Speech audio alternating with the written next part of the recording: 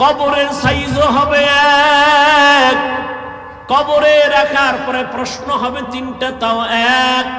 রবের পরিচয় দাও, ধর্মের পরিচয় দাও, রাহমাতুল লিল আলামিনের পরিচয় দাও।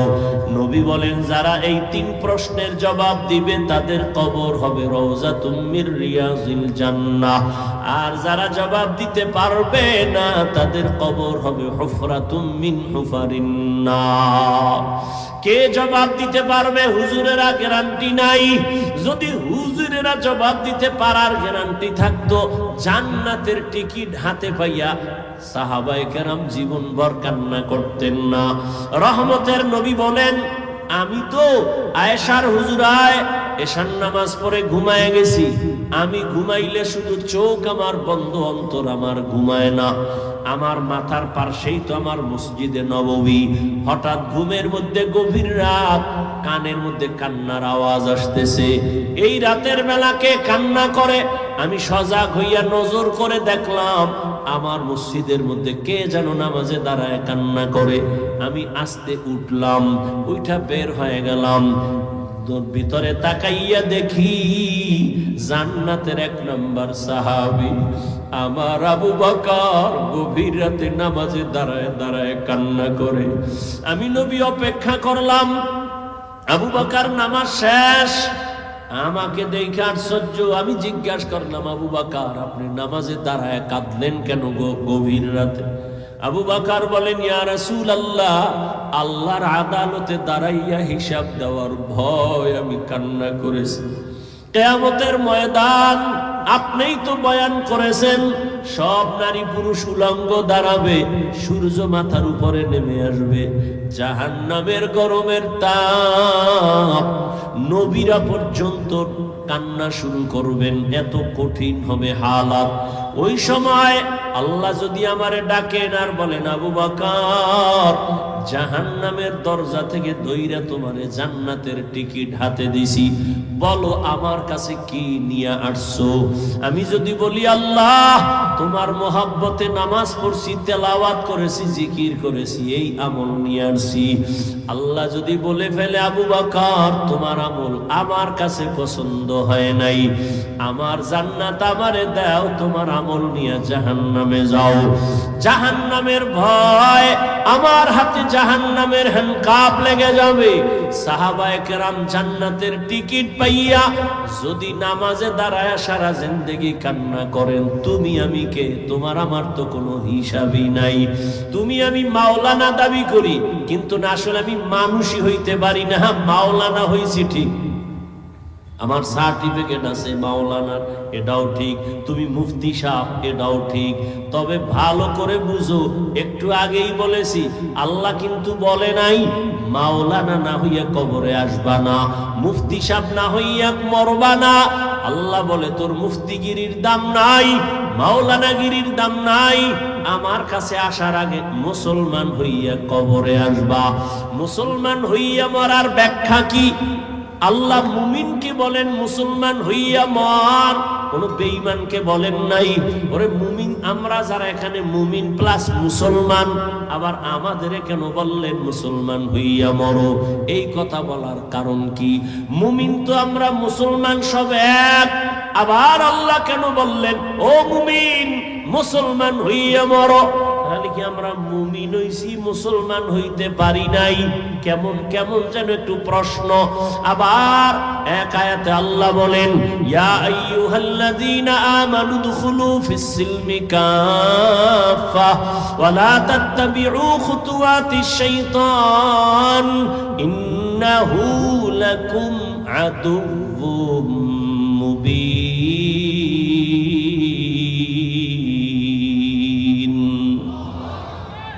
এই আয়াতে আল্লাহ বলেন এই মুমিন ইসলামের মধ্যে ঢোক, পরিপূর্ণ ঢুকে যাও। আল্লাহ আর এক আয়াতে আরো স্পষ্ট করে বলেন ইয়া আইয়ুহাল্লাযীনা আমানু আমিনু বিল্লাহি ওয়া রাসূলিহি, ও মুমিন আল্লাহর উপরে রাসূলের উপর ঈমান আনো। এখানে আমরা সবাই মুমিন না? কথা বল না কেন? আল্লাহ মানি, নবী মানি, মানার কারণেই তো মুমিন। আল্লাহ কয় এই মুমিন আবার ঈমান আন। মুমিনের ডবল ইমানের দাওয়াত কেন? এই জবাব দেওয়ার টাইম আমার নাই, থাকলেও আপনাদের ধৈর্য নেই। আছে? আল্লাহ কবুল করেন। আল্লাহ দুই জবাব দিছেন। আল্লাহ তো গায়েবের মালিক নাকি? আমাকে পিসাবরাও গায়েব জানে। আল্লাহ কয়জন? সবাই বলেন আল্লাহ যে এক, কোন দিক থেকে এক বলেন?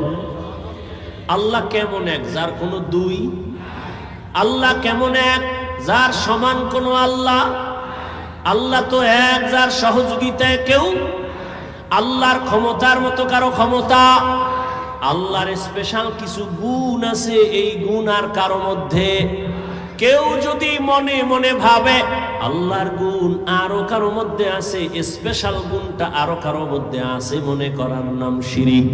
যারা মনে করবে তাদের নাম হলো মুশরিক। মুশরিকদের জন্য আল্লাহ জান্নাত হারাম করে দিয়েছেন। ইন্নাল্লাহা লা ইয়াগফিরু আন ইউশরাকা বিহি ওয়া ইয়াগফিরু মা দুনা যালিকা লিমান ইয়াশা ওয়া মান ইউশরিক বিল্লাহ ফাকাদ দাল্লা দালালাম বাঈদা ওয়া মান ইউশরিক বিল্লাহ ফাকাদ ইফতারা ইসমান আযীমা ওয়া মান ইউশরিক বিল্লাহ ফাকাদ হারামাল্লাহু আলাইহিল জান্নাহ। যারা শিরকের গুনাহ করবে আল্লাহ বলে আমি তাদের ক্ষমা দিব না, তাদের জন্য জাহান্নাম, জান্নাত হারাম করে ঘোষণা দিয়ে দিলাম। আল্লাহর মতো আল্লাহ আছে মনে করা শিরিক। আল্লাহর গুণের মতো কারো গুণ আছে মনে করার নাম শিরিক। যারা মনে করবে তাদের নাম মুশরিক। আল্লাহর স্পেশাল একটা গুণ হলো আল্লাহ গায়বের মালিক। কুল্লা ইয়ালামু মান ফিস সামাওয়াতি ওয়াল আরদিল গায়বা ইল্লাল্লাহ। আল্লাহ বলেন হে নবী জানায়া দেন আসমানের বাসিন্দারা কেউ গায়ব জানে না। ও নবী জানায়া দেন জমিনের বাসিন্দারা কেউ গায়ব জানে না। কে জানেন? একমাত্র আল্লাহ। এরে নবীর উম্মত ভালো করে বুঝো, আল্লাহ পাক রব্বুল আলামিন বলেন আমি আল্লাহ এক, আমি আল্লাহর সাথে আর কারো অংশীদারিত্ব নাই। এরে নবীর উম্মতের দল, আল্লাহ পাক বলেন আমি গায়েব জানি। একটা পর্যায়ে আসবে আমার আখিরি নবীর উম্মতের মাঝে আমি আমি আমি আমি ভাব নিয়া বেঈমানের সাথে মোকাবেলা করার তুলনায় নিজেরা নিজেরা ঝগড়া করবে বেশি। আমরা বেশি বেশি করি না? আমরা নিজেদের মধ্যে তর্ক বেশি। আজ আমরা যদি একটু তর্ক বন্ধ করে সব যদি এক হাতে হাত রাখতাম, কিছু লাগবে না, আন্দোলনও লাগবে না, স্লোগানও লাগবে না, শুধু এক ময়দানে যদি সব আলেম আসতো, এইটা দেখাই বেঈমান আর নাস্তিকদের ঘুম হারাম হয়ে যাইতো। আল্লাহ জানেন শেষ জমানায় মানুষ আমার উম্মত নবীর উম্মতের মাঝে মুমিনে মুমিনে ঝগড়া করবে, রক্তক্ষয়ী সংঘর্ষ লাগাবে, নিজেরা নিজেরা অহংকারী ভাব নিয়ে। কি কইব? কইবে নবী কাফেরের কাছে দাওয়াত দিছে, তোমরা মুমিন হইয়া কেন মুমিনের দাওয়াত দাও? এরকম ঝামেলা আছে না নাই? চট্টগ্রামে নাই? নবী দাওয়াত দিছে কাফেরের কাছে, ও তাবলীগ ওয়ালারা তোমরা এক মুমিন আর এক মুমিনের কেন কালেমার দাওয়াত দাও? আল্লাহ কয় আমার কোরআন থেকে জবাব নিয়ে যাও। আমি আল্লাহ মুমিনকে ডবল দাওয়াত দিলাম, ইয়া আইয়ুহাল্লাযীনা আমানু আমিনু বিল্লাহ। আল্লাহ যদি মুমিনকে আবার ইমানের ডবল দাওয়াত দিতে পারে, আমরা মুসলমান কেন মুসলমানের দাওয়াত দিতে পারবো না? আমি তো বসেই বললাম যে আজকে বয়ান করব হিন্দুদের মন্দিরে, খ্রিস্টানদের গির্জায়। 12 মাস মুসলমানের পেছনে দৌড়ায়, ঘুমানোর টাইম নাই। এরপরও লাইনে রাখা যায় না, এরপরও লাইনে রাখা যায় না। বিধর্মীরে দাওয়াত দিব কখন? আর এই প্রশ্ন যারা অনর্থক করে এরাও কিন্তু প্রশ্নের সাথে মিল নাই। কারণ যারা এই প্রশ্ন করে এরাও কিন্তু মুসলমানের দাওয়াতি মজলিসে বসে এই প্রশ্ন উঠায়। তোমরা হিন্দুদের মন্দিরে গিয়া যদি দাওয়াত দিয়ে কইতে আমরা হিন্দুদের মন্দিরে আসছি তোমরাও যাও, তোমরা কেন মুসলমানের দাওয়াত দাও? এই যে বললাম, যেই মুসলমান আপনার আল্লাহ আমার আল্লাহ এক, নবী এক, কোরআন এক, কাবা এক, ধর্ম এক, কালেমা এক, সব এক, অথচ আপনারা অনেক ভিআইপি জগতের মুসলমান। কেন? আমি মাথায় টুপি না দিলে লজ্জা পাই। ও নোয়াপাড়ার মুসলমান, তুমি কেমন? তুমি টুপি দিতে লজ্জা পাও, তুমি কত ভিআইপি মুসলমান। আমি দাড়ি কাটতে লজ্জা পাই, তুমি দাড়ি রাখতে লজ্জা পাও। তুমি কত বড় ভিআইপি মুসলমান। কোন জগৎ থেকে তোমারে আল্লাহ আলাদা বানাইছে? আমি নামাজ না পড়লে লজ্জা পাই, তুমি কেমন মুসলমান নামাজ পড়তে গেলে লজ্জা পাও? ও যুবক, আমি দাড়ি কাটতে লজ্জা পাই, তুমি দাড়ি রাখতে লজ্জা পাও। শুধু কি লজ্জা পায়, আবার উল্টা আমাকে প্রশ্ন দিয়ে আটকানের লেগে বয়ে থাকে। দাড়ি না রাখলে অসুবিধা কি? টুপি না পরলে অসুবিধা কি? কত বড় বেয়াদব যে একটা মুসলমান রসুলের উম্মত হইয়া দাড়ি রাখতে পারে না, নামাজ পড়তে পারে না, সে দিল নরম কইরা হুজুরে রেখে, হুজুর নবীর আদর্শ মানতে পারিনি, একটু দোয়া কইরেন, চেষ্টা করুন। এটা না আদব? কত বড় বেয়াদব হইলে অন্তরের মধ্যে প্রশ্ন রেডি রাখছে, হুজুরে জিগাইলি আমি প্রশ্ন সুরে দিব। টুপি না পরলে অসুবিধা কি? দাড়ি না রাখলে অসুবিধা কি? আমার নবী যদি কয় তোর মতো বেয়াদব আমি মুহাম্মদের উম্মত স্বীকার না করলে কি অসুবিধা কি? তুমি মুসলমান, তোমার অন্তরে এই প্রশ্ন আসে কিভাবে? তুমি পারো না, তোমাকে তো কেউ জাহান্নামী বলে না। তুমি দোয়া চাইবা, হুজুর চেষ্টা করব নবীর তরিকা যেন মাইনে চলতে পারি। তুমি কত বড় গাধা যে তুমি উল্টা প্রশ্ন করো, নামাজ না পড়লে অসুবিধা কি? দাড়ি না রাখলে অসুবিধা কি? টুপি না পড়লে অসুবিধা কি? তুই ইসলামটাকে কি বানাইতে চাও? তামাশা মনে করেছো ইসলাম? ইসলামটাকে খেলনার পাত্র বানিয়েছো। মুসলমানের সন্তান কই পেয়েছ এই দুঃসাহস? কোন বেঈমান আর মুনাফিক তোমাকে এই প্রশ্ন শিখায় দিয়েছে? কিসের মুসলমান তুমি? গৌর গোবিন্দ সিলেটের জমিনে ওই বেঈমানের মোকাবেলা করতে তো বেতের বাড়ি লাগে নাই। শাহজালালের তাহাজ্জুদের কান্নার ফজরের আজান, কই তোমার সে তাহাজ্জুদ? কই তোমার সে আজান? কই নামাজ? সারাটা রাত মোবাইল দেখে কবিরা গুনাহ করে চেহারাটা নষ্ট করে ফেলেছো। ভাব দেখাচ্ছ তুমি বড় বুজুর্গ, আলেমের ভুল ধরো। এই বেয়াদবি কে শিক্ষা দিয়েছে তোমাকে? তুমি লিখে রাখো আমার কথা, যদি মরে যাই কবরে জুতা মারবি যদি মিথ্যা হয়। যদি এখনো তওবা না করো, আলেমের বিরোধিতা করে, তোর মরা হবে জীবনের পঙ্গু হওয়া মরা। লিখে রাখিস, তুই পঙ্গু না হয়ে মরবি না। তওবা যদি করো, খোদায় দরজা খুলে দেয় ওমরের মতো, তা শুকর আল্লাহর দরবার। একটা মুসলমান যার আদর্শ দেখলে মানুষ চলে আসবে দিনের দিকে। বেঈমানের সাথে তর্ক নাই, মুমিনে মুমিনে তর্ক। এরে উঠাও, এনে নামাও। 24টা ঘন্টা এই নিয়ে জীবন কাটাচ্ছে। নামাজ নাই, রোজা নাই, তেলাওয়াত নাই, খবর নাই। মায়ের খবর নাই, মাইয়ার খবর নাই, বউয়ের খবর নাই, পরিবারের খবর নাই। খালি আলেমদের সমালোচনা সমালোচনা। তো এদেশে আলেম যদি না থাকে তো ইসলাম কই? ইসলামটাকে এত দুর্বল মনে করেছো কেন? আমি তো এতক্ষণ যে চিল্লাইছি, একবারও কি বলছি এই স্কুল কলেজ বাদ দিয়া সব কওমিতে ঢোক, নাইলে তুই শেষ? বলছি? ও যুবক বাবারা, ভালো করে খেয়াল করো। আমি পাঁচকল্লি টুপি মাথায় দিলাম, একবারও বলি নাই তুমি পাঁচকল্লি মাথায় দাও, না হয় ধ্বংস।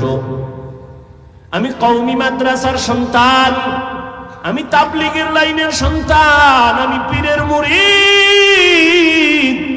তোমাকে একবারও বলি নাই যুবক বাবা পীরের কাছে যাও, তাবলিগে যাও, না হয় তুমি ধ্বংস, একবারও বলি নাই। বরং আমি চট্টগ্রামের মানুষের বলে যাই, দোয়া করে যাই, ও যুবক তুমি স্কুলে পড়ো, ধন্যবাদ, শুকর আদায় করে দোয়াও করে যাই, তুমি স্কুলেই পড়িও, ডাক্তার হও, ইঞ্জিনিয়ার হও, ব্যবসায়ী হও, চাকরিজীবী হও, প্রফেসর হও। আমগো মাদ্রাসায় সব বীর জমানের দরকার নাই, আমগো মাদ্রাসায় ছাত্র অনেক বেশি, এটি কমানোরও দরকার, ছাত্রের অভাব নাই। কলেজ ভার্সিটি বন্ধ করে মাদ্রাসা আসার কোনো যৌক্তিকতা নাই।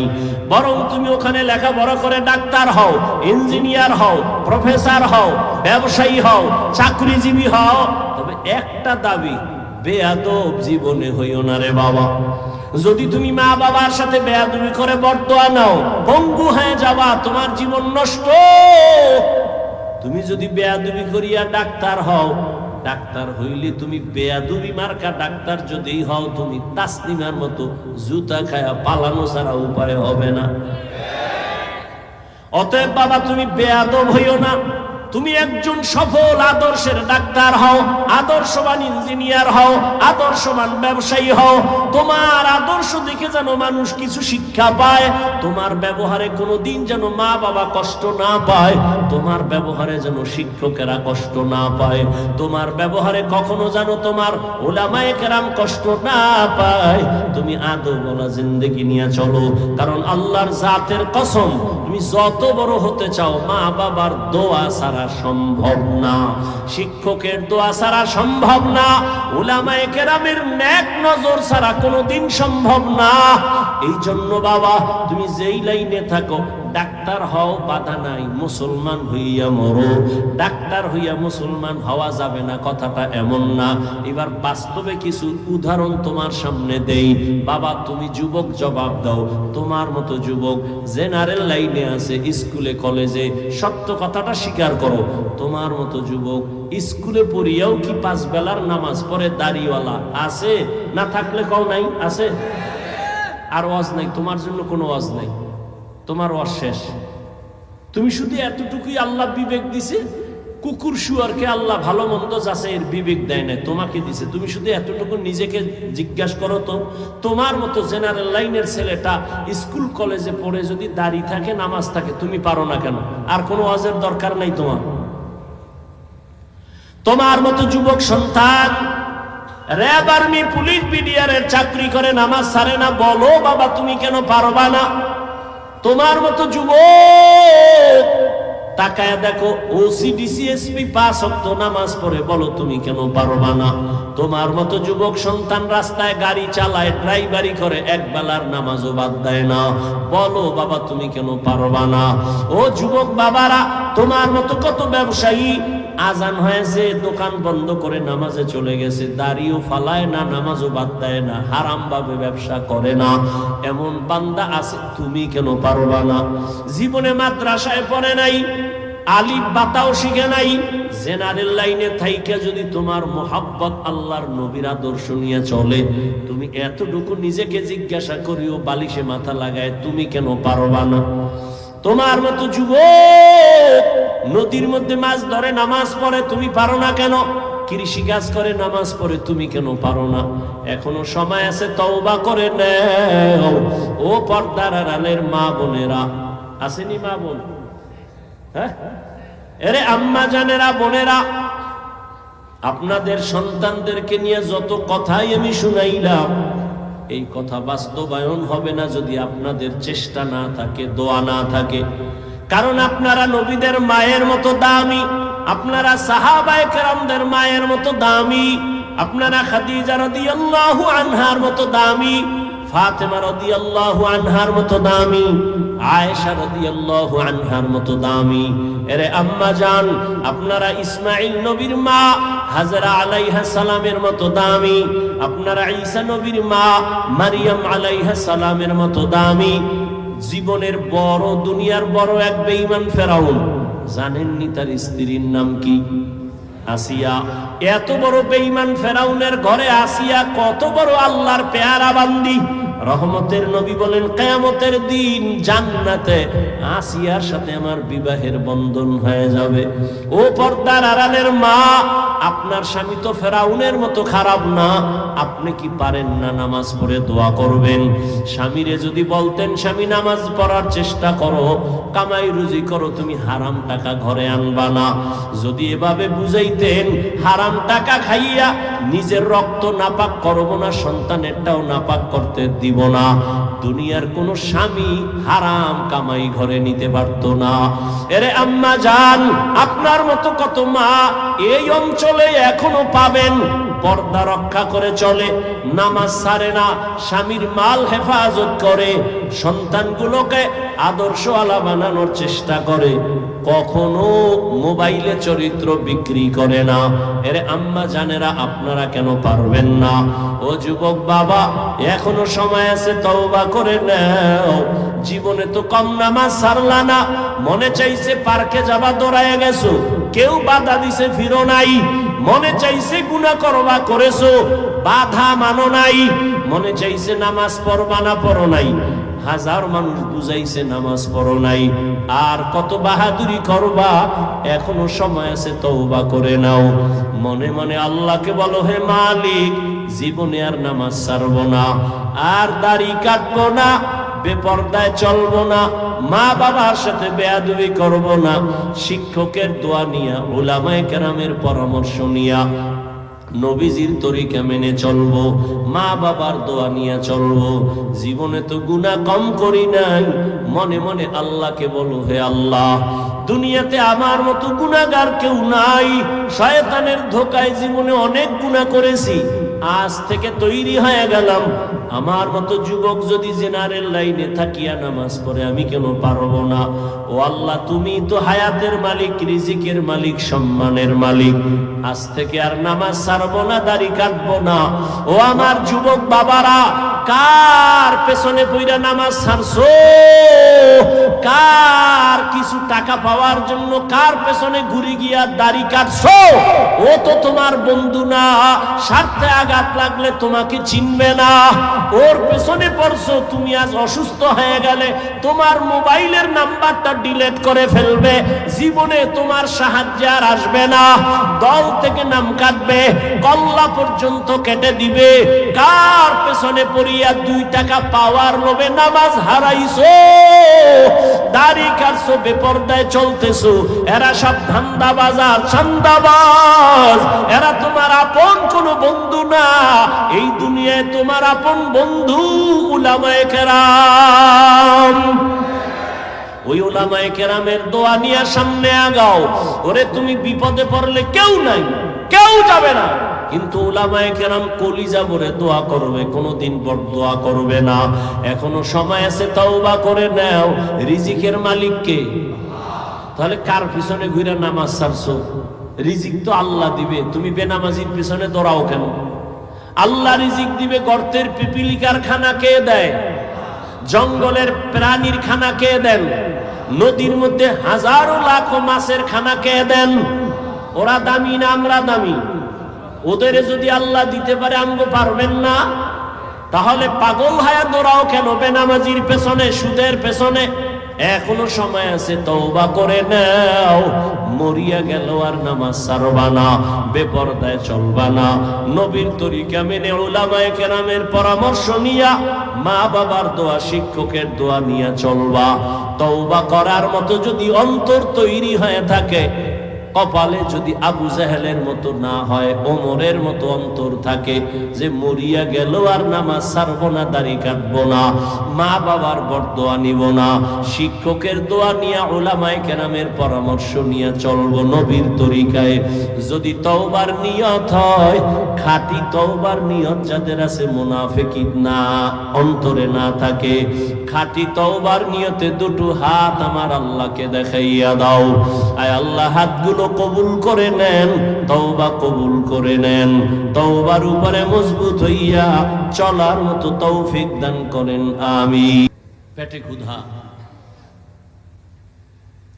এই জন্য যুবকদের বলি, তুমি যত বন্ধুর পিছনে ঘুরো, সব চান্দাবাজ আর ধান্দাবাজ। তোমার কলিজার নিঃস্বার্থ আপন বন্ধু একমাত্র শুধুমাত্র কেবলমাত্র উলামায়ে কেরাম।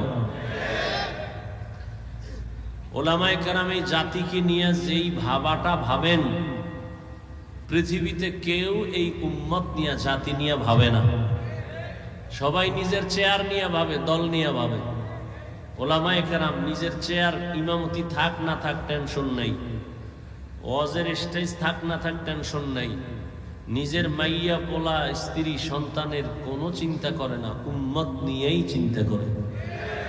এই কারণে ছাত্র জনতার বৈষম্য বিরোধী আন্দোলনে সফলতার চাঁদ উদিত হওয়ার শপথ নিয়ে জান বাজি রেখে আলেম তোলাবা ওলামা সব মাঠে নামছেন। ক্ষমতার জন্য নামছিলেন? কোন আলেম বলছে উপদেষ্টারা সব নামো আমরা বসবো? বলে নাই। জাতিকে জুলুম থেকে বাঁচাবার জন্য ওলামায়ে কেরাম বলছেন আমরা জাতির বন্ধু, কে চেয়ারে বসবে না বসবে জানার দরকার নাই, তবে জুলুম করলে ছাড় নাই। আবার আন্দোলন হবে। মুসলমানের আন্দোলন একবার না বারবার? মুসলমান জীবন একবার দেয় না বারবার? বারবার। এজন্য সেদিন চরমনাই বলে আসছি, লক্ষ লক্ষ মানুষের সামনে কাফনের কাপড় হাতে নিয়ে রেডি থাকো, আবার ডাক আসবে, আবার আন্দোলনে নামতে হবে। জালেমকে কোনো সুযোগ দেওয়া যাবে না। ভয় আছে কোনো? এই যে এত যুবক দেখতেছি কেউরে দরকার নেই, আলিয়াও দরকার নেই, আমগো কওমির বড় ছাত্র ছোটটিরও দরকার নেই। আমাদের কওমির উলামা তোলাবা যারা বড়, এরা মাঠে নামলে খালি একটা বাঁশের লাঠি লইয়া এই বাংলাদেশে নাস্তিক বেঈমানরা কথা বলার আগে আলেমদের অনুমতি নিতে বাধ্য হবে। কিন্তু ঝামেলাটা তো আপনারাই লাগাইছেন তলে তলে। এ উলামায়ে কেরাম যাও একটু কাছে আসে, ভক্তরা ফেসবুকে আকাম কইরা দূরে রাখে। কি কথা হয়? আলেমের বিরুদ্ধে যারা কলম ধরে, আমি সারা বাংলাদেশে বলছি, এরা মা বাবার অভিশপ্ত সন্তান। যে হোক ওর কপালে মা বাবার অভিশাপ আছে, না হয় আলেমের বিরুদ্ধে কলম ধরতে পারে না। ও মরার আগে পঙ্গু হয়ে মরবে। জীবনে বহু দেখছি ছোট্ট বয়সে বলার সময় নেই, আলেমের সাথে যারা বেয়াদবি করে ওরা মরার আগে মরে, মরার আগেই মরে। তুমি যদি বাইতুল মুকাররমের খতিব, তোমার কপালেও ভোগ আছে। কথার কথা। উলামায়ে কেরামের ইজ্জত নিয়ে যারা তাল বাহানা করবে, এদের ছাড় নাই। আল্লাহ ধরে ফেলবেন। জুলুমের বিচার মরার আগে হবে, রাসূলের হাদিস। আল্লাহ জুলুম থেকে আমাদের সবাইকে হেফাজত করেন। ছাত্র এখানে অধিকাংশ যুবক। এক আন্দোলন দিয়ে তো বুঝছো ছাত্ররা কি পারে, বুঝা গেছে না? এত ভয় কেন? তার মানে এটা না যে কোনো মুরব্বী কোনো আলেমের সাথে বেয়াদবি হবে। খবরদার। মা বাবা হাজারো অন্যায় করলে কি সন্তান যুদ্ধ করবে? করবে? আমি উদাহরণটা এভাবে দেই। ইমাম সাহেব নামাজে দাঁড়াইছে মসজিদে, মাইক কানে লাগাইয়া মাগরিবের নামাজে। তো পাশে চায়ের দোকান, মাইকের বক্সের আওয়াজ বাইরে যায়। কটা বেনামাজি বয়ে বয়ে ডান হাতে বিড়ি টানে, বাম হাতে চা টানে। ও নামাজ লাগে না, ও দিল এমনি পরিষ্কার। তো ইমাম যে নামাজে দাঁড়াইছেন, তেলাওয়াত করতেছেন, নামাজে ভুল হতে পারে না পারে না? ভুল হলে কি করতে হবে বলেন? সত্য কথাটা বলেন। লোকমা দিতে হবে, তাই তো? ইমাম সাহেব আল্লাহর কি কুদরত, আলহামদু সূরায় ভুল হয়ে গেছে। চায়ের দোকানের বেনামাজি যেটি মূর্খ, এরাও ধৈর্য ফেলাইছে। আলহামদু সূরার ভুল তো ধরা সহজ। একটা জিব্বায় কামড় দিয়া কয় কি, কয় ইমাম সাহেব তো ভুল করে লাইছে, লোকমা দে। ও চায়ের কাপ ধুইয়া জানালা দিয়া তাকায়, কয় ইমাম সাহেব কামটা ঠিক করেন নাই, তাড়াতাড়ি ঠিক করেন। কি দিছে? এটা লোকমা না বেয়াদবি? এটা লোকমা না গাদ্দারি? ভালো করে এই পয়েন্টটা মনে রাখবা আমার যুবক বাবারা। ইমামের ভুল হতেই পারে, লোকমাও দিতে হবে, তবে চায়ের দোকানের লোকগুলো গিয়ে জানালা দিয়ে যে লোকমা দিছে, এটা লোকমা না, এটা চূড়ান্ত গাদ্দারি আর বেঈমানি আর বেয়াদবি। তার লোকমা কেমনে দিবে? সিস্টেম আছে না? কি সিস্টেম? পিছনে যে থাকবে আরে কলার ধইরা পিছনে লয়ে যে তোমার যোগ্যতা নাই না। ইমামের পেছনে লোকমা দিতে হবে, দিতে হবে তো। কারা দিবে? মুসল্লিরা। মুসল্লিরা দিবে মানে কি 500 মুসল্লি সব জোরে চিৎকার দিবে? সবাই যদি একসাথে লোকমার নিয়ত একটা চিৎকার দেয়, ইমাম তো জায়গায় শেষ। কি নিয়ম? কি ইমামের পেছনে একজন যোগ্য ব্যক্তি দাঁড়াবেন, সভাপতি, সেক্রেটারি তো যোগ্য ব্যক্তি, এলাকার বড় সুদখোর, এই ইমাম সাহেবের পিছনে দাঁড়াবেন নাকি? একজন ভালো যোগ্য ব্যক্তি দাঁড়াবেন যে ইমাম সাহেব যদি একটা জের জবরেরও ব্যবধান হয় আর আয়াতের অর্থ বিকৃতি হয়ে যায়, পেছন থেকে লোকমা দিবেন আদবের সাথে।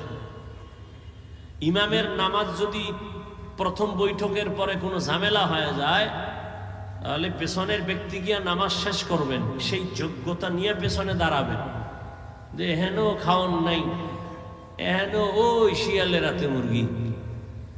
ইমামের পেছনে সব দামি দামি বেনামাজি সুদখোর, সাপ্তাহিক মুসল্লিদের আড্ডা।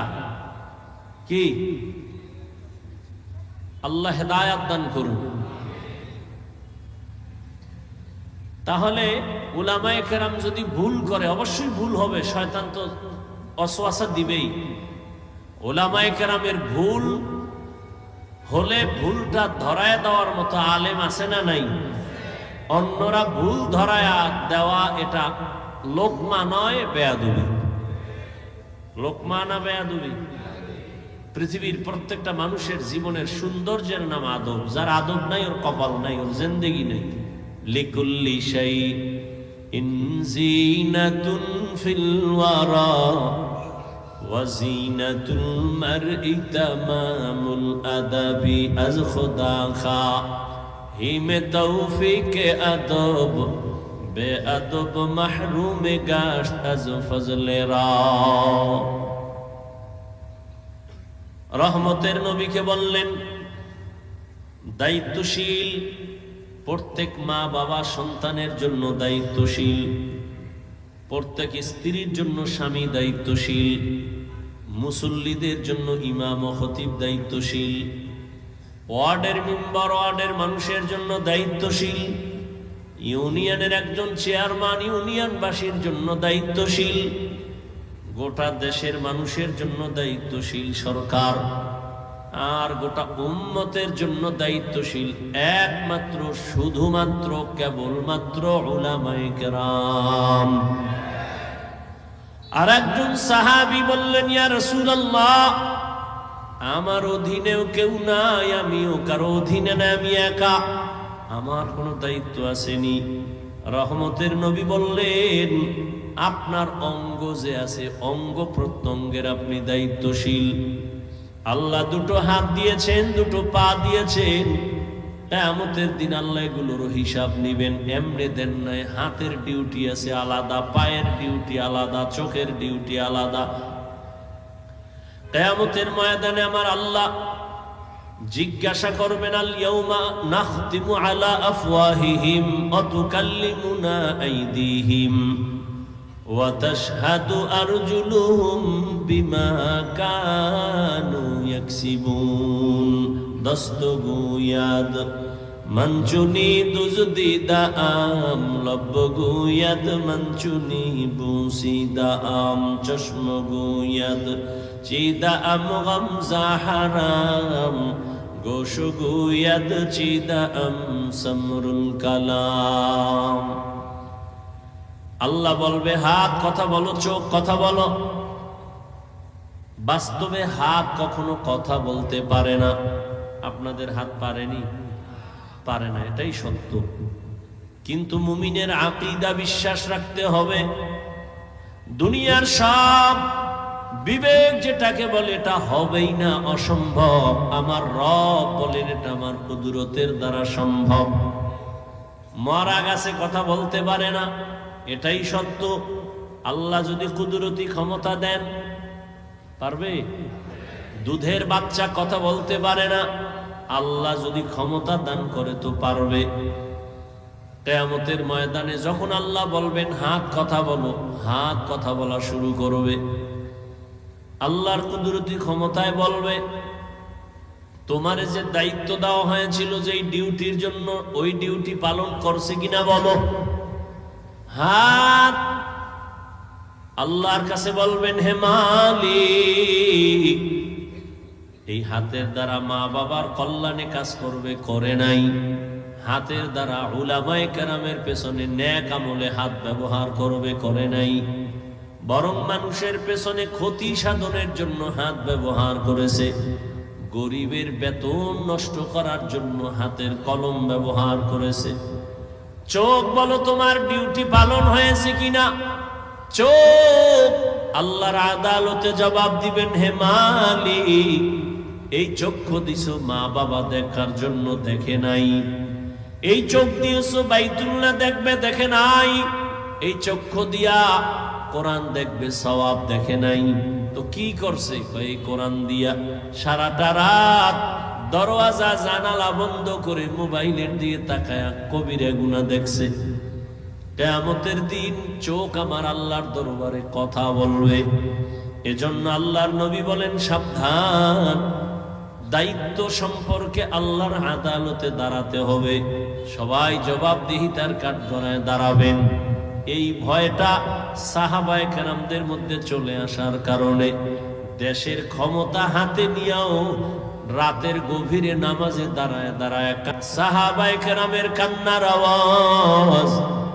আর আমরা এত বয়ান শুনি, বয়ান জানি, এখানে এমন একটা মানুষও নাই যেই কথা জানে না।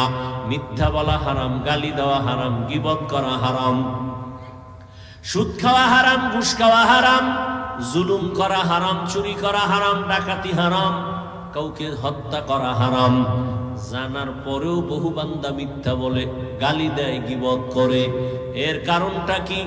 অথচ এর পেছনে উলামায়ে কেরাম তো বয়ান কম করে না, তাবলীগ ও দাওয়াত ও তাবলীগের মেহনত কম চলে না। জুমার দিন খতিবের বয়ান, উলামায়ে কেরামের হাড় ভাঙ্গা পরিশ্রমের বয়ান। এরপরেও কেন আমলের খাতা শূন্য?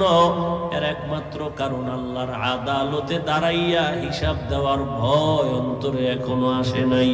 আর ততদিন পর্যন্ত আল্লাহর আদালতের ভয় অন্তরে আসবে না যতদিন পর্যন্ত একটা মানুষ আল্লাহর প্রিয় বান্দা ওলিদের বন্ধু না হবে। উলামায়ে আহলে হকের বন্ধু যতদিন হবে না, বয়ান চলবে, আমল হবে না। ওর কপাল বড় খারাপ। আর কপাল যদি খারাপ হয়ে যায়, আমি হাফিজুর রহমান কেন, মক্কা মদিনার ইমাম কেন, স্বয়ং নবী, যেই নবীর চেহারা দেখলে পেটের ক্ষুধা থাকে না, কেমন মায়ার নবী আমার, যে নবীর চেহারার মোহাব্বতের নজরে দেখলে জাহান্নাম হারাম। ওই নবী রাস্তা দিয়া যখন চলেন, দুপার্শ্বের গাছ নত হয়ে আমার নবীরে সালাম জানায়। সাহাবায়ে কেরাম কানে শুনতেছেন, নবী হাঁটতেছেন, বারবার জঙ্গল থেকে সালামের আওয়াজ আসতেছে। ও পয়গম্বর, মানুষ দেখি না, সালাম আসতেছে কোথা থেকে? রহমতের নবী বলেন, সাহাবা, আমি মুহাম্মদের আগমনের সুবাস পাইয়া জঙ্গলের হরিণ আমারে সালাম জানায়।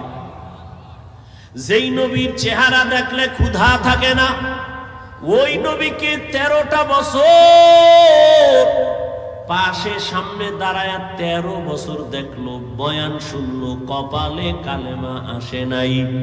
এত বড় বেঈমানের নাম জানেননি? কথা বলেন, কথা বলতে কি সমস্যা আপনার? এমনি দি দোকানে বইয়া গরম বানায় ফেলা, মসজিদে গরম, যেখানে কথা প্রয়োজন সেখানে বলবেন না।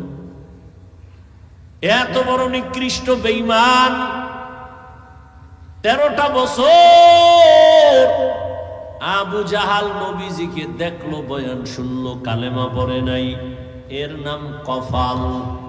অন্যদিকে 27 বছরের যুবক তরবারি নিয়ে যায় নবীকে জবাই করার জন্য। নবীজিরে দেইখা তরবারি ফালায় বলেন, নবী কল্লা কেটে দেন, তবে আগে কালেমা রশি গলায় লাগায় দেন।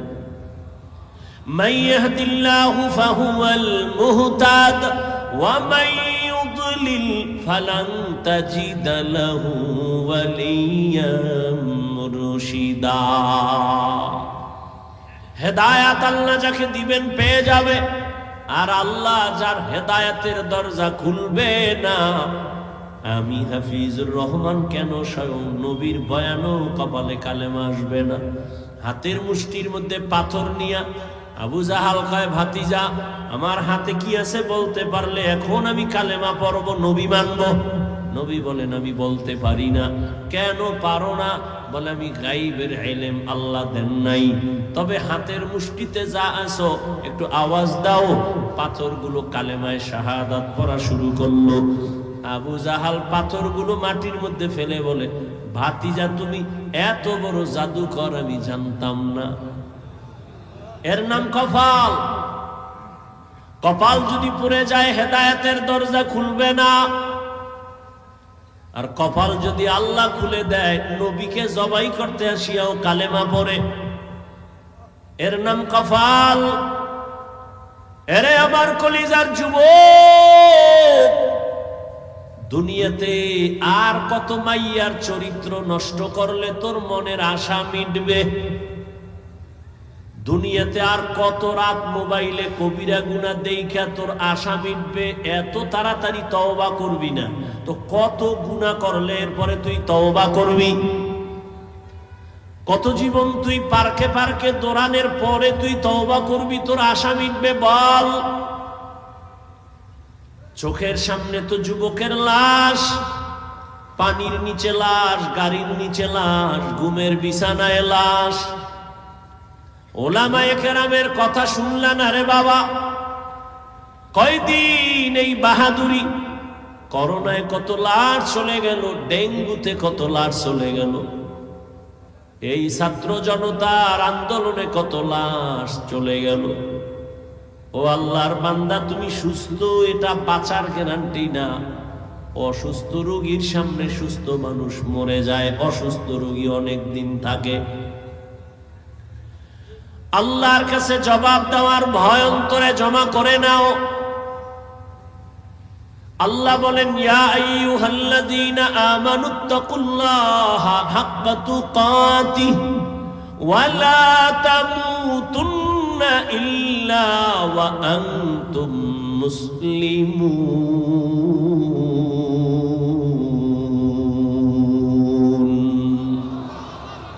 আল্লাহ বলেন, আমাকে ভয় করার মতো হক আদায় করে ভয় করো। সাহাবায়ে কেরাম নবীর সামনে গিয়া বললেন, ইয়া রাসূলুল্লাহ, আল্লাহ যত বড় ওই পরিমাণ ভয় কোনো বান্দার দ্বারা করা সম্ভব না। নবীও পেরেশান হয়ে গেলেন। জিবরাইল আমিন আসলেন আল্লাহর অর্ডারে আয়াত নিয়া, নবীরে গিয়া জানায় দাও, ইত্তাকিল্লাহা মাস্তাতাতুম, আমার হক আদায় করার দরকার নাই, বরং বান্দা যেন তার সাধ্যমতো আমি আল্লাহর ভয় অন্তরে নিয়ে চলে। আর একটা সতর্কবাণী শুনায় দাও, মুসলমান না হয়ে যেন কবরে না যায়। আল্লাহ বলেন নাই, বক্তা না হইয়া মরিস না, পীর না হইয়া মরিস না, ডাক্তার না হইয়া মরবি না। আল্লাহ বলেন, তুমি ডাক্তার না রোগী, পীর না মুরিদ, ইমাম না মুক্তাদি, আলেম না মূর্খ, ধনী না গরিব, আমার জানার দরকার নাই। আমার কাছে পরিচয় এক, তুমি মুসলমান কিনা। মুসলমানের জন্য আহলুল্লাহ যারা আল্লাহওয়ালা, এরা বলেন পীর হওয়া সহজ। কি পীর হওয়া? কি পরিমাণ পীর আমরা চট্টগ্রামে আছে। সকাল থেকে সন্ধ্যা, সন্ধ্যা থেকে সকাল, খালি রড পুইরা পিডাইলেও আলহামদুলিল্লাহ পারবে না। হে শুধু পীর না, জমানার কুতুব, মুজাদ্দিদে জামান, আন্তর্জাতিক বেঈমান, এরকম পীর আছে না নাই? আল্লাহ হেদায়েত দান করুন। ভাইরা আমার, মুসলমান না হইয়া মরিও না রে যুবক। আল্লাহ বলেন, আমাকে হক আদায় করে না পারলেও সাধ্য মতো ভয় করো। এখানে আমরা যারা বসে আছি, দাঁড়ানো আছি, যদি জিজ্ঞাসাই করি আল্লাহকে আপনারা কারা কারা ভয় করেন, প্রশ্নটা করলে সবাই হাত উঁচু করে বলবে অবশ্যই আমরা হুজুরদের থেকেও বেশি ভয় করি। অথচ এখানে এমনও মানুষ বসে আছেন আজকে ফজর পড়ে নাই, জোহর পড়ে নাই, আসর পড়ে নাই, মাগরিব পড়ে নাই, এশাও পড়ে নাই, এরপরও চাপাবাজি করে আমগো দিল পরিষ্কার আছে না নাই? এরপরও বলে আমি আল্লাহকে ভয় করি, আমি 5 ওয়াক্ত নামাজ পড়িয়া বলি আল্লাহকে ভয় করি। আপনি নামাজ বাদ দিয়ে বলেন আল্লাহকে ভয় করি। আমি পর্দা রক্ষা করে বলি আল্লাহকে ভয় করি, আপনি পর্দা বন্ধ করে বলেন আল্লাহকে ভয় করি। আমি দাড়ি রেখে বলি আল্লাহকে ভয় করি, আপনি দাড়ি না রেখে বলেন আল্লাহকে ভয় করি। দোনো দলের ভয় কি সমান? না, আসলে আপনার মধ্যে মোটেও ভয় নাই। ভয়ের হাকিকতি আপনি জানেন না। ভয়টা আসলে কি? বলে একটা সন্তান মা বাবাকে ভয় করে। প্রমাণ কি? বলে মা বাবার সামনে অন্যায় করে না, শাস্তির ভয়ে। একটা ছাত্র শিক্ষকের ভয় করে কেন? প্রমাণ কি? বলে শিক্ষকের সামনে অন্যায় করে না, শাস্তির ভয়। ঠিক এই দুনিয়ায় যেই বান্দা, যেই বান্দি আল্লাহকে ভয় করবেন, ওই বান্দা গলায় ছুরি লাগাবে, দাড়ির মধ্যে অস্ত্র লাগাবে না। हर के दारद खौफ हक दर दिल मदम जन्नतुल मअवा देहत ओ राम काम जुज़बा हक जी जे मखाद इंसुजा फजले उआ मस्ते दर जुमला जहां। আজকে আল্লাহর ভয় অন্তরে না থাকার কারণে এত বয়ান। আজকে তো বয়ান করব হিন্দুদের মন্দিরে গিয়া, আজকে তো বয়ান করার দরকার ছিল চট্টগ্রামের পাহাড়ে খ্রিস্টানদের মিশনারিতে গিয়া, কিন্তু কই 12টা মাস মুসলমানের পেছনে কুত্তার মতো দৌড়াইতে দৌড়াইতে ঘুমানোরও টাইম পাওয়া যায় না। এরপর মুসলমান নামাজের মুসাল্লায় যায় না। বুঝি না কি তুমি ভুলে আছো না আমরা ভুলে আছি?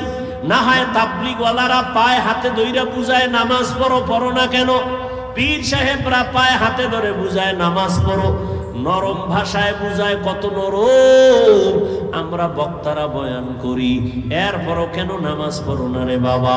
আসলে কি তুমি মনে করছো আমরা ভুলে আছি? একটা প্রমাণ দেখাও। কারণ উলামায়ে কেরামের যত কথার পাওয়ার, মূল পাওয়ার হাউস হলো কোরআন শরীফ, আল্লাহর কোরআন। এই কোরআন আল্লাহ একজন আছেন, প্রমাণ কোরআন। জান্নাত আছে, দলিল কোরআন। জাহান্নাম আছে, দলিল কোরআন। গুনাহ করলে জাহান্নামে যাবে, প্রমাণ কোরআন। নেক আমল নিয়ে গেলে জান্নাত পাবে, প্রমাণ কোরআন। ওই কোরআনে যদি ভুল থাকে তো সবই ভুল। একটা ভুল বের করে দাও, আমি এখন দাড়ি কেটে ফেলবো, শার্ট প্যান্ট টাই লাগায় রাস্তায় নাচ গান করবো।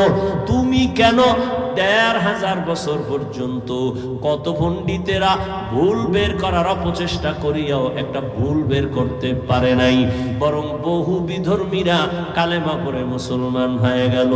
ও আল্লাহর বান্দারা, তাহলে সমস্যাটা কোথায়? তুমিও মুসলমান, আমিও মুসলমান রে যুবক। তোমার আমার আল্লাহ দুই না এক? বুঝে শুনে কইও, প্যাচ লাগাইও না। ও যুবক বাবা বলো, তোমার আল্লাহ আমার আল্লাহ, তোমার আমার নবী, কোরআন, হাদিস, কাবা, ধর্ম, কালেমা, দুনিয়াতে আর সীতাও কিন্তু এক। বিদায় বেলা কাফনের সংখ্যা হবে এক। আমারও 3 কাফন, তোমারও 3 কাফন। নাকি আমি একটা বক্তার সম্মানে বাড়ানো হবে?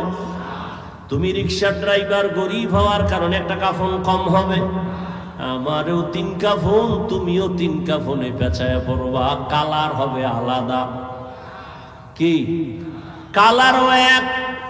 কাফনের উপরে লেখা থাকবে বড় হুজুরের লাশ। হ্যাঁ, তা এত মাস্তানি কেন? এত ভাব কেন? আজ আমি বক্তা বক্তা ভাব, তুমি টাকার ক্ষমতার ভাব। কাফনে যেদিন ঢুকবা সেদিন সব বাহাদুরি বন্ধ হয়ে যাবে। কে ধনী, কে গরিব, কে আলেম, কে মূর্খ, কে ইমাম, কে মুক্তাদি, কাফনে লেখা থাকবে? সব লাশগুলো একাকার হয়ে যাবে।